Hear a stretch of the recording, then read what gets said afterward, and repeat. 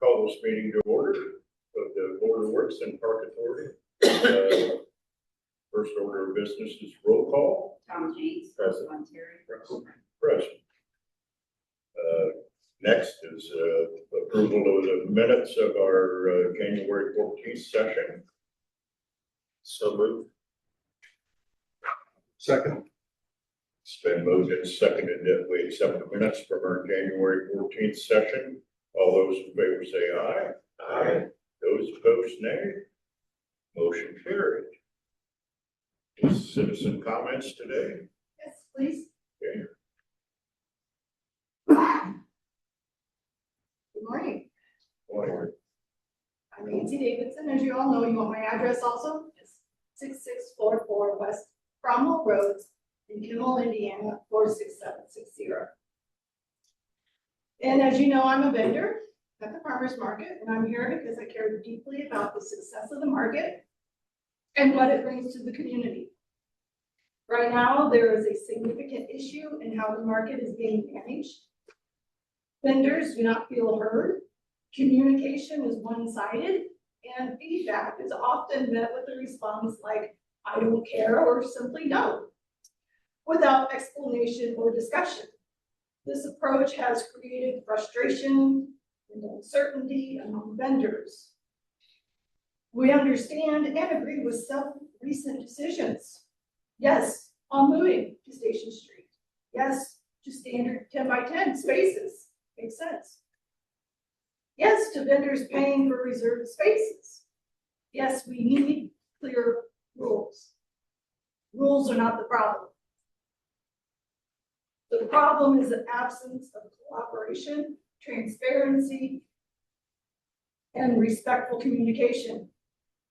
In most cities, farmers markets operate with a board or an advisory group that helps guide decisions and establish rules with input of vendors and the community. That structure provides accountability and balance. As it stands now, vendors are going to be asked to pay a fee while having no voice and no clear guidelines, only directives. Many vendors are uncomfortable with continuing under a do as I say model with no opportunity of dialogue. That is not sustainable. We ask for a system where someone listens, where concerns are met and discussed. We want to work together, not against management. One solution I strongly support, along with the other vendors, is allowing the community foundation to take over the management of the market. This would benefit the community foundation as a whole, and that the vendors' fees could raise money for the nonprofit, while ensuring the market is overseen with structure, professionalism, and community input. Ultimately, I hope we all want the same thing: a successful farmers market that serves the vendors, residents, and the city. Thank you. If you have any questions, I'll answer them. Right now we have later on in the agenda, we have recommendations coming up. So, Thank you. any other comments today? Okay, moving on to unfinished business, we have none. Under new business, we have our new VS Engineering on-call agreement. Landon provided that to me by email. It just basically spells out, names him as our primary contract and spells out the labor cost for each type of service. We'll have a chance to review that. What's standard? Who always so, I'll move that we accept the VS Engineering call agreement. I'll second. It's been moved and seconded that we accept VS Engineering's call agreement contract. All those in favor say aye. Aye. Those opposed, nay. Motion carried. Thank you. You're welcome, next up, under fire department, we got, some equipment quotes.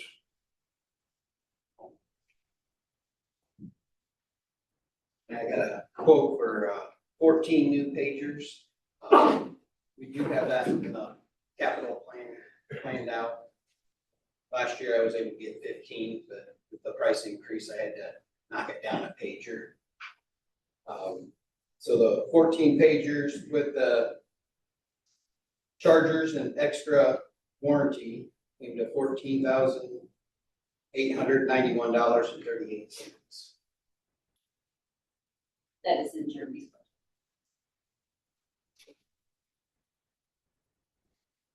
budget. Those are in the budget. Entertain a motion to, accept the quote. Motion to accept the quote for $14,891.38. Second. It's been moved and seconded that, we accept the quote, for 14 pagers at $14,891.13. All those in favor say aye. Aye. Those opposed, nay. Motion carried. Thank you, Jeremy. Water department.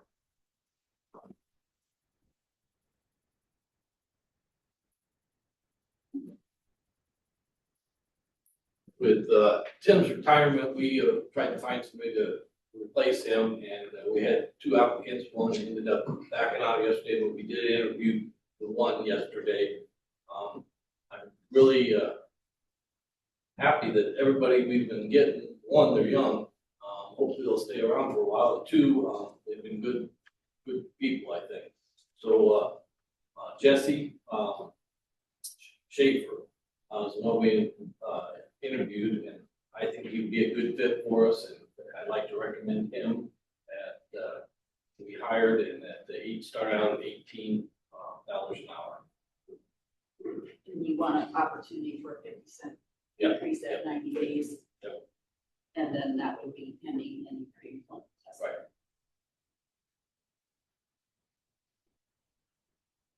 Take a motion to We hired Jesse Schaefer. I'll second. It's been moved and seconded that, we hire Jesse Schaefer for the water department. All those in favor say aye. Aye. Those opposed, nay. Motion carried. Parks department, we got some fitness equipment quotes.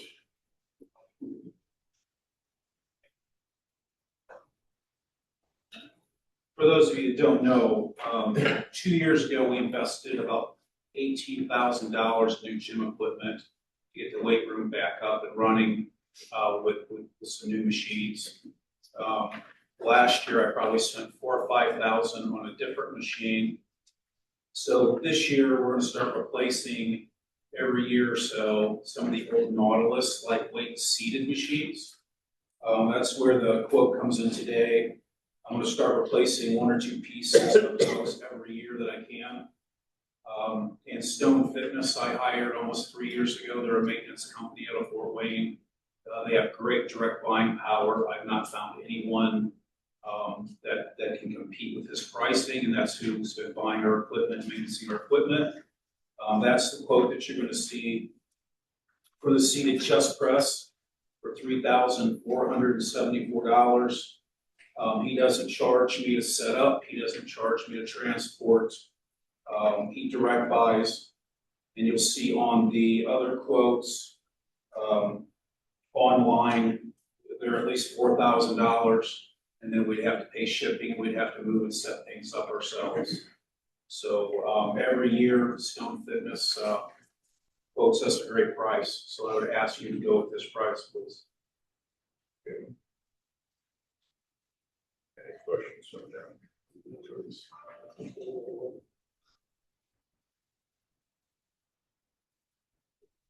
I'll move that, we accept, the quote from Stone Fitness Equipment for $3,474. Second. Go ahead, Ron. Okay, second. It's been moved and seconded that we accept the quote from Stone Fitness Equipment for $3,474. Thank you. All those in favor say aye. Aye. Those opposed, nay. Okay. Got that. You have some truck quotes also? I do. Obviously, we're in the market for a new truck this year, just a utility truck, not anything special for the parts. Last year, we ended up buying a Ford. It was the cheapest state bid. This year, Chevy is quite a bit cheaper. We had bids from our local BZ Auto. We try to buy local when we can, and then we compare prices with John Jones out of Southern Indiana, and the police department sometimes buys from them. They have really great prices. So both quotes came in about $39,000 for the same truck. And then once BZ actually located and found a truck, it does have a little bit of the snowplow equipment mounted on the front end. So that's why you're going to see them just a little bit more expensive than John Jones. And then I had presented you a quote of $40,101.05 from BZ Auto, who I do want to buy from since they are local. And the quotes are super, super close. The actual quote though, and Barb already knows this, there's a tire tax or something that they did not add on, so it went up $1. So $40,102.30 is what I'm requesting from BZ Auto today. What is the cents? What do you say? $40,102.30.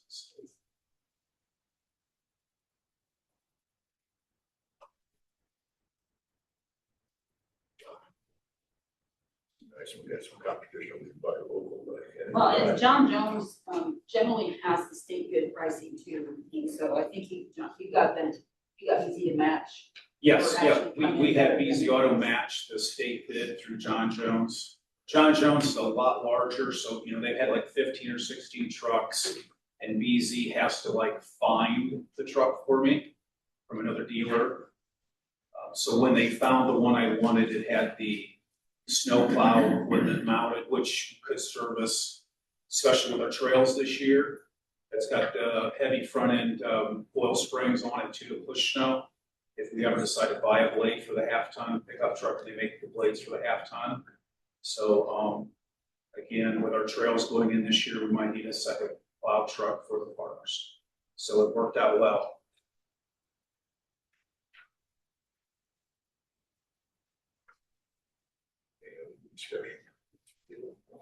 That's in the budget as well.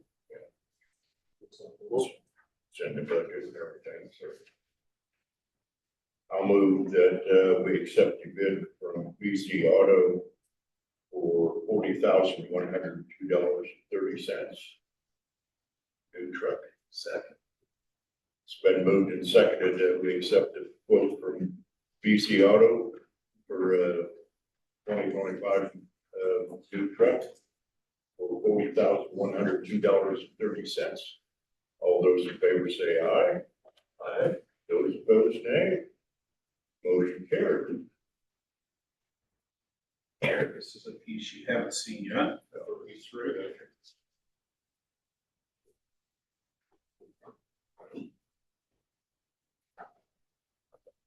The next request is the city managers have gotten together, obviously with the mayor and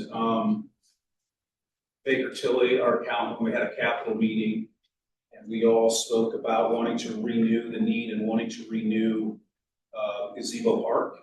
It's a project I've been pricing really for a couple of years, and we were going to do it last year, decided not to.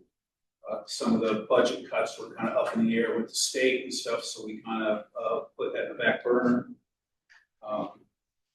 So I repriced it for this year. A brand new gazebo. The one that's there is old, falling down, falling apart. What the large plan is to tear the old gazebo down, tear all the brick walkways and the brick base out from there, and do a stamped concrete like we did at the Veterans War Memorial, make that very, very nice, stamped colored concrete. And then replace the 13-foot octagon gazebo with a poly and steel, which will last art forever anyway. Gonna put a brand new one in there on top of all of that, put new lighting in, wire it for lighting so we can do speakers, some sort of little amphitheater. But today I need to request the money for the gazebo. It'll take 2 or 3 months to get the parts in and have it built in sections to then put on brand new concrete. So I need to get the gazebo started first in the full time frame. So I had quoted it 2 years in a row, and it was like $34,000. And then I decided to do without a floor because we're going to put it on brand new stamped concrete, so we don't need the floor. So it saves us $4,000 or $5,000. So the quote I'm asking for, the amount is $28,188. And I will later present quotes on the concrete work and the electrical work that would also be requested at a later time. It's about 3 feet bigger than the old one. Yes, it'll be 3 feet bigger, it'll still fit the space. It will fill the space a little nicer, actually. And with no floor, we don't have to worry about handrails, handicap ramps, or any of the ADA things. So besides working best for us and spending all that money on stamped concrete to cover it up, we'll be able to see it and enjoy it. And won't have to worry about any ADAs or falling or tripping or any of the hazards that comes with a step-up floor. And this, this portion is in the budget. We're working with Ross on the capital plan to allow for all the extra things, because originally I think we put 60,000 total for the whole improvement, and I think we're looking at probably close to 400 now. So we are readjusting that budget within that. But so this part is in the existing budget as is. And quite honestly, I think they did a wonderful job, Countryscapes and all involved here with the Veterans War Memorial. So I'm going to kind of copy that as far as the standard that we're expecting for the gazebo part with the stamped concrete color. We're going to actually use the same low voltage lighting posts that are around there. We're going to duplicate that. I already spoken with a couple electricians. So we're going to duplicate that, put a chandelier, as you see in the gazebo. The gazebo you're looking at is quite smaller than 16 feet. So it's going to be quite larger. We'll still put a chandelier in there. We'll run electrical so they can plug in the amps, speakers, whatever we need also. So we can have music down there, events, things like that. Maybe do, back in the day, they used to do a Christmas tree in there at Christmas time, and have that used to be where the tree was. Absolutely. And I And think then maybe have an event to. yeah, we used to have weddings there a little bit, and the gazebo kind of got shabby, so they went to the garden. You get people do both, and I think we'll see weddings and we'll see things like that down there again once it's redone.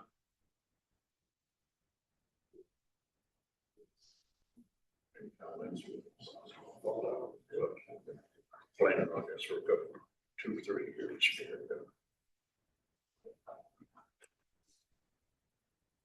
Your motion to accept the 28,000.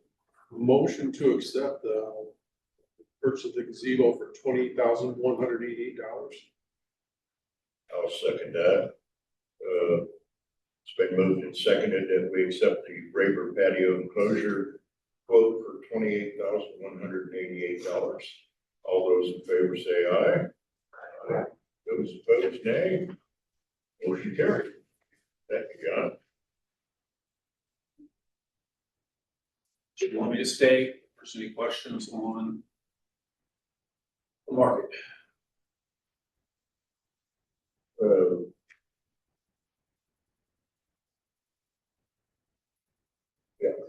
Yeah, up to the park department's recommendation to for the relocation of the farmers market down here on Station Street.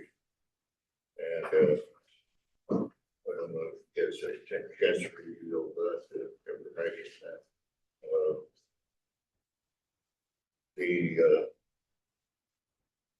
part of the plan there was, to have more room parking and stuff. Sometimes becomes an issue down there, trying to get customers in and out.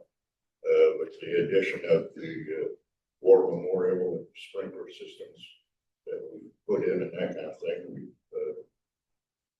try to guard that and, make more room for vendors and customers. So we decided to, move the farmer's market down to Station Street, and there'll be more ample parking and a little more wide open. We've already had one incident at the War Memorial as far as an accident, and we tried to guard against that. We made a big investment in that and like to protect it. So that was part of the thought process here. So with that,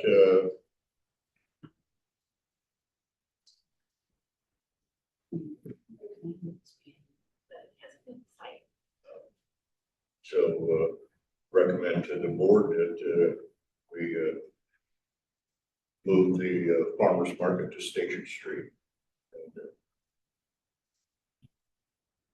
The plan there is it will be blocked off every Saturday morning until the farmer's market is over.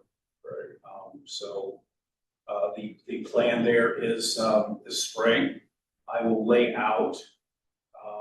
We also have, the mayor requested me to look into rules.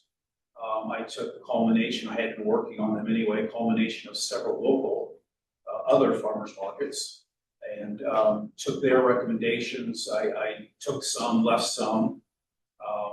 The other farmers markets charge, in my mind, quite a bit of money. This has never been about the money with farmers markets, so I cheapened up the ask for the spaces quite a bit. And then since we're moving to Station Street, I implemented a few other simple rules, general rules, so there won't be, or so there will be less miscommunication. When the vendors come in and sign up, they have to sign the paperwork, sign the receiving the rules.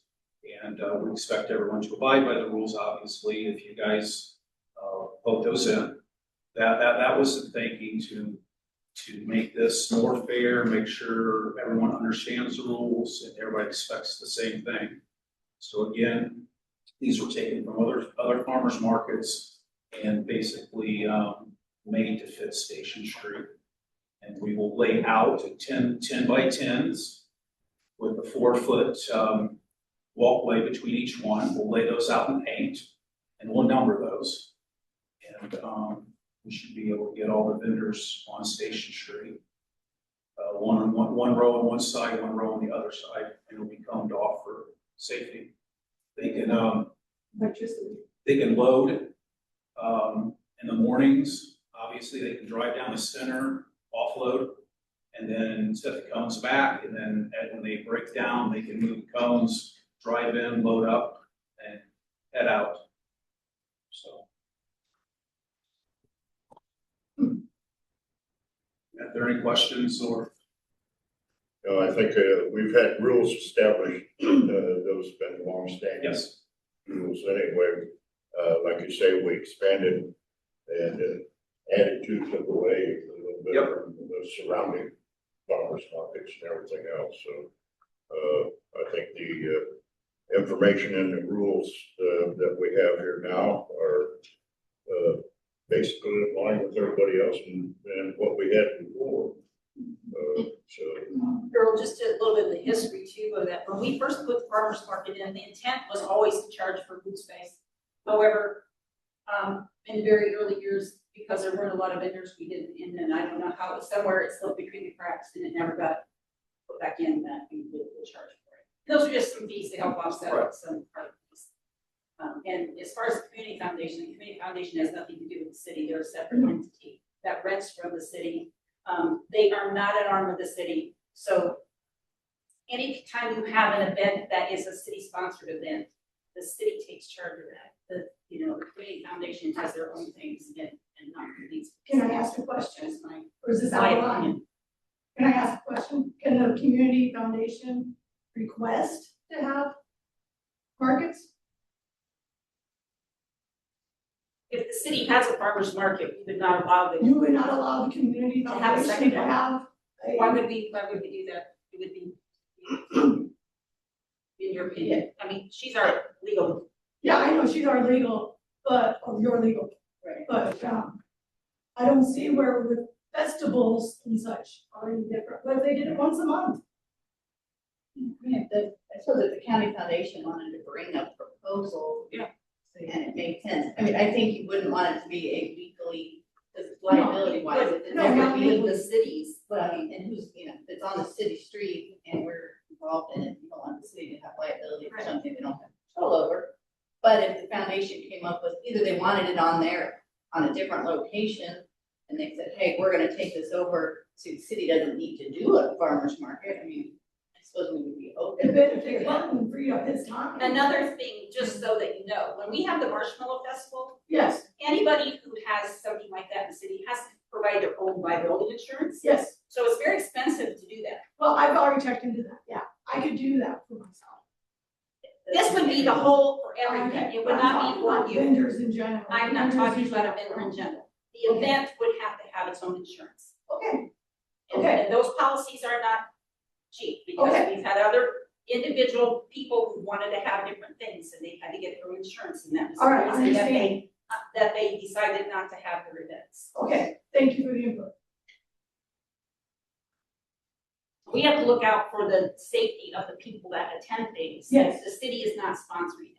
When we're sponsoring it, it comes under our umbrella and our policy. Okay, I understand. So we don't have to get anything extra. Okay, I understand, If the, thank you. if the community foundation it obviously isn't an arm of the city, and they wanna do this, they can do that on their own, can't they? I mean, we wouldn't have anything to do with it. If it's on our own property. If it's on their property, But that's not their property, Yeah. that's our property. that, what are We you have to pay a talking different. about? I know. They're somebody- renting the office from us.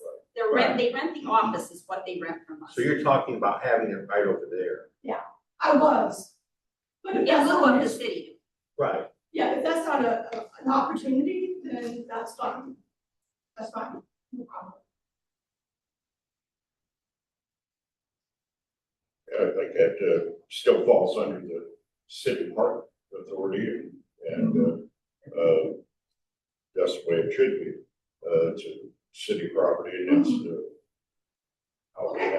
how we have to do things Understandable. sometimes.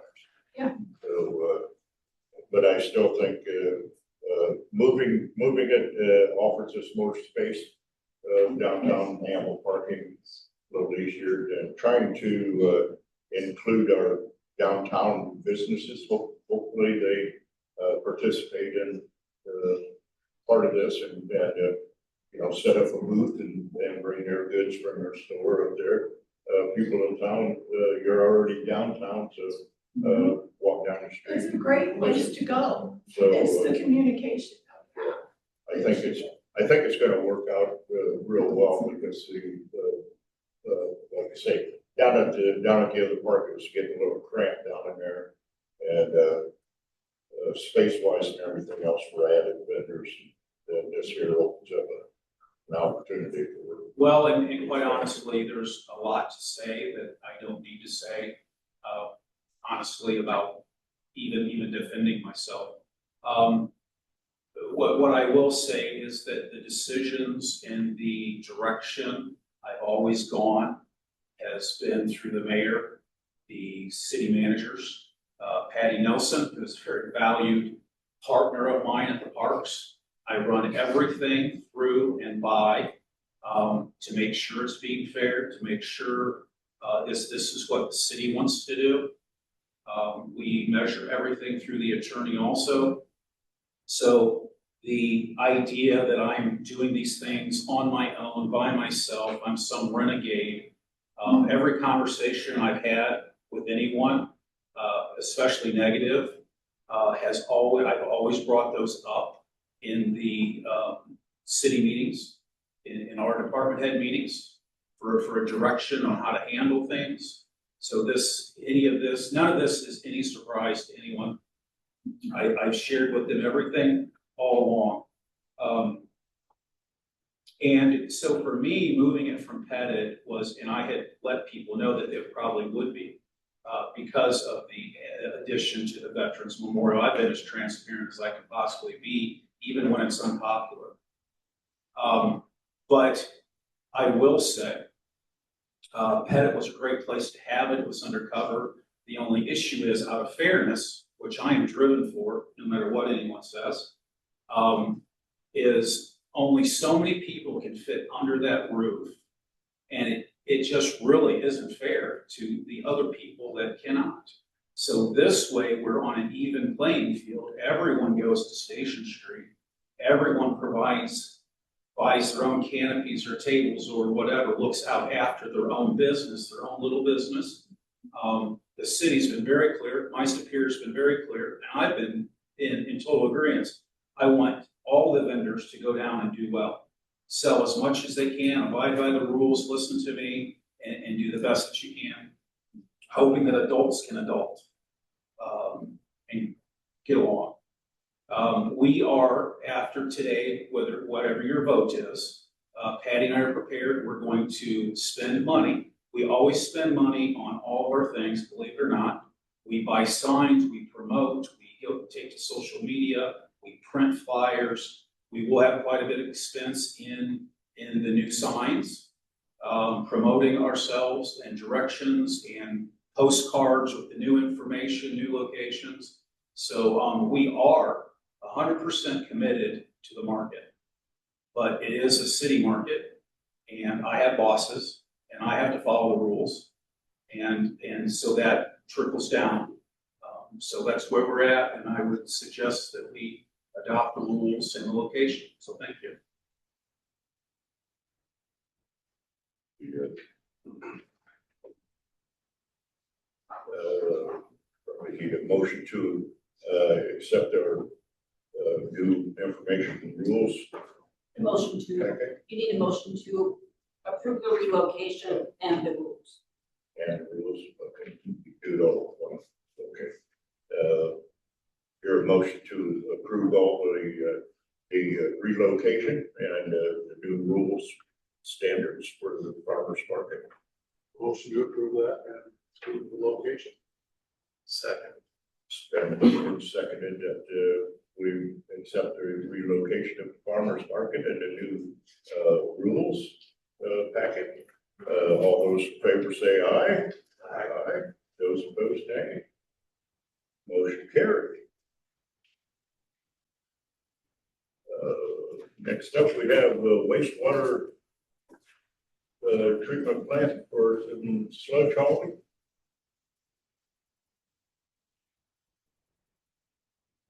So, sorry, we're going to need to do some wet hauling. We weren't able to bag as much as we had hoped for in 2025, so we have to haul some of our sludge away.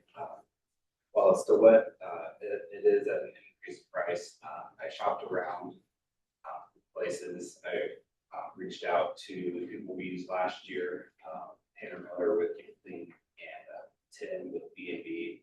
Their prices were the same as last year, which I believe was 26 cents a gallon. And then I also reached out to Murrow Brothers and Wheeling Brothers, and both of them came to me with prices of 18 cents a gallon for hauling, which is significantly cheaper considering we're talking about hundreds of thousands of gallons. So both of them came at me with a price of 18 cents a gallon to haul away. And then along with that, they also, within their quotes, provided dry haul costs. I'm in the middle of working that up, figuring what we're currently paying for dry hauling and see if that is in fact cheaper. If it is, I'll come to the board at our next meeting with those prices and recommendations as well. But just based purely on what we see in front of us between Murrow Brothers and Wheeling, since their wet price is the same, their Wheeling Brothers dry price is actually cheaper by 11 cents or $11 a ton. That's typically how we deal with it. And the wet is by tonnage. So if we do switch, it would probably be to the Wheeling Brothers just because they are the cheaper out of all of the dries. And then with that being said, my recommendation to the board for wet to go with the Wheeling just so we're only dealing with one company to do all of it. But I will leave that decision up to the board on which one for the wet hauling and heating since I got it. Overall, what kind of expenses do, So last year, I know we didn't use all of our sludge hauling budget because we did very little, dry hauling. But we're looking at less than 750,000 gallons, which will come out to, that was just an absolute high that I factored out. And that is $135,000. So we'll be, since they're the same price, we're gonna be under that, but that is roughly within my sludge hauling budget. Anyway, that we factor in every year. So it's just, it's a lot of money to haul wet, which is why we try very hard not to do it. right? Part of that goes away, when we, get the other. Right, whenever, hopefully in 27, when we can get a new press installed. And that will make it so we only all dry again, which will significantly reduce our prices. Yet again.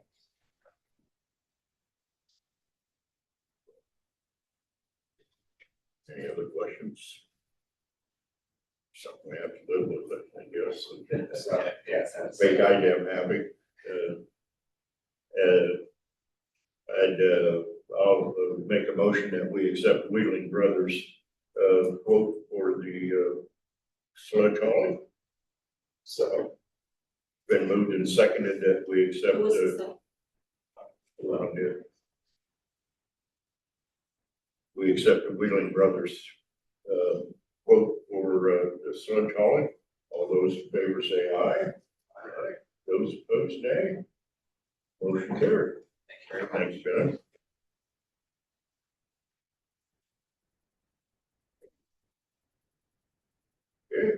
Okay, Jeremy.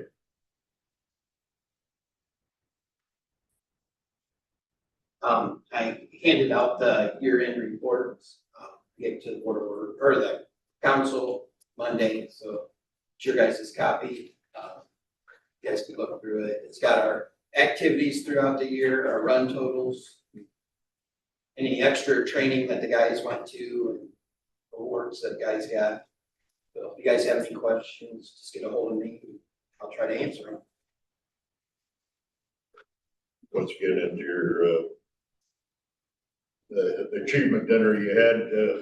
Very happy to see these young guys, taking the classes, get their accreditations, that kind of thing. It shows a real effort on the volunteer staff.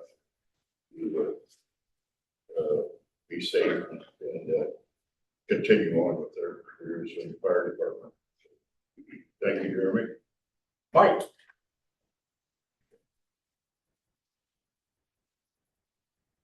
I just want to say, thanks to all the other departments for helping with the snow and everything.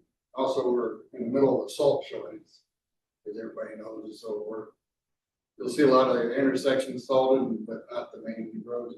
That's what it is. I hate to run completely out of salt, because we always get ice in the spring, and we'll try to save some of it for that. We're doing the best we can with what we got. Good job, Mike, you and the crew, and all the other departments too. John, anything else?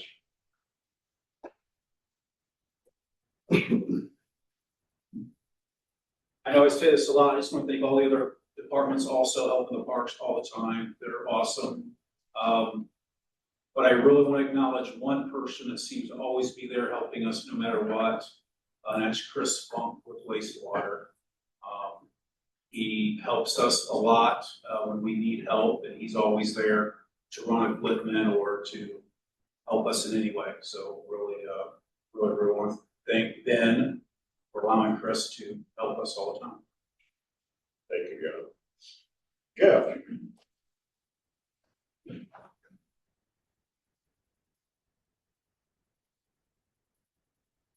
First, thank you for letting us get a new hire. I think it'll work out well.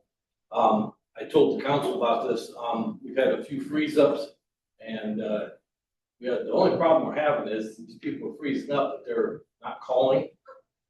Some of them don't call for quite a while, and then they'll call, and by that time, it could be froze all the way back out to meter pit, curb stop, what else, and there's not a whole lot we can do to help them.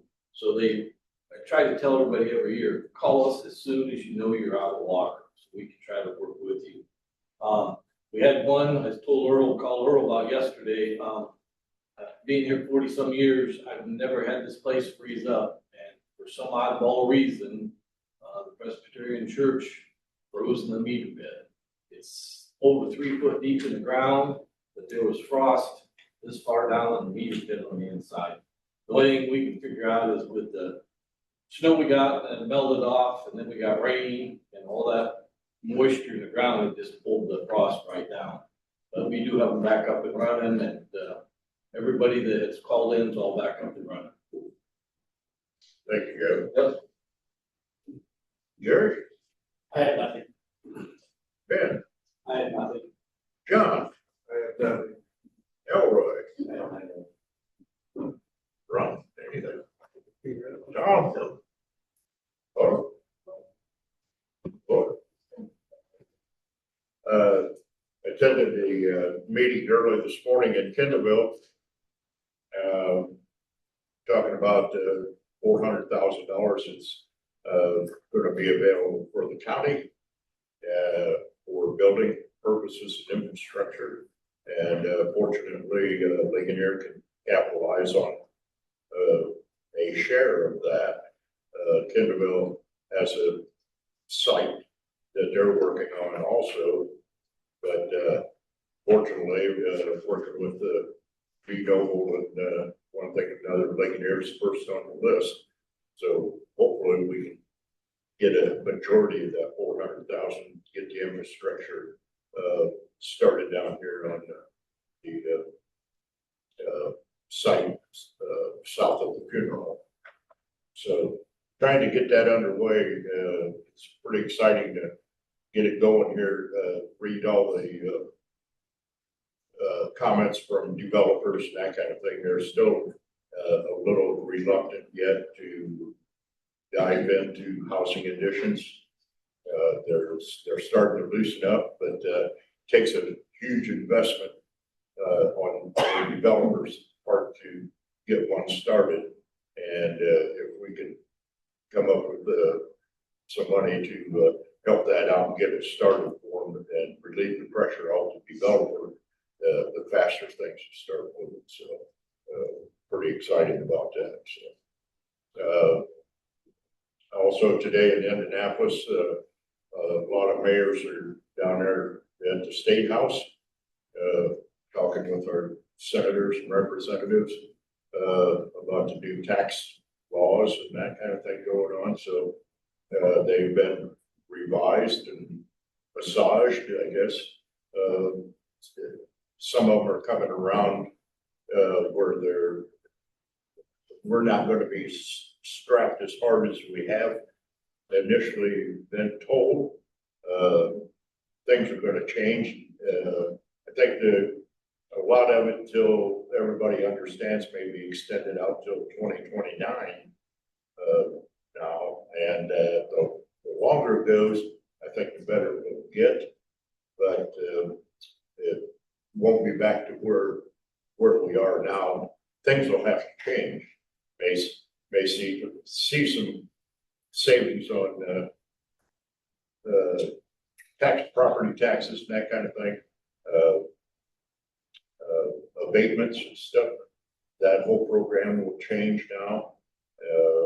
Matter of fact, we just had one recently approach us about expansion here in town. Another industry that's already here. And under the new guidelines, abatement may not be available for, but they don't need it. The state basically give them a big enough tax break of abatements, maybe thing of the past almost, unless you make a huge investment. So a lot of things are changing, and it's hard to keep up with it. It changes. Seems like it changes daily.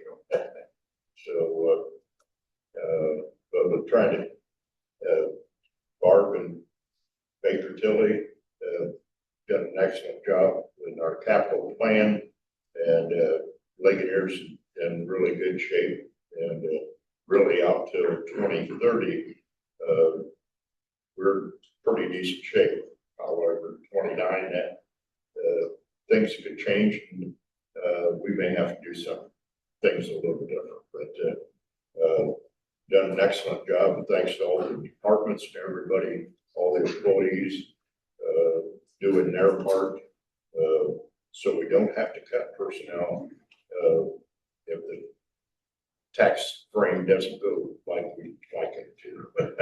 Because, once, the counties get cut, we get our draws from the counties, cities get cut. First thing that goes is personnel, and unfortunately, ends up, under public safety, basically, and you end up with fire, police, being shorted employees. So fortunately, I think right now, we avoided all that, and hopefully that continues, and I think it will, once they, get through all the process down there in Indianapolis, they'll see what some of these bills have done at every city, not just Ligonier. Pretty much, that's all I have. Entertain a motion for adjournment. Motion to adjourn. Been moved and seconded that we adjourn. All those in favor say aye. Aye. Those opposed, nay. Motion carried.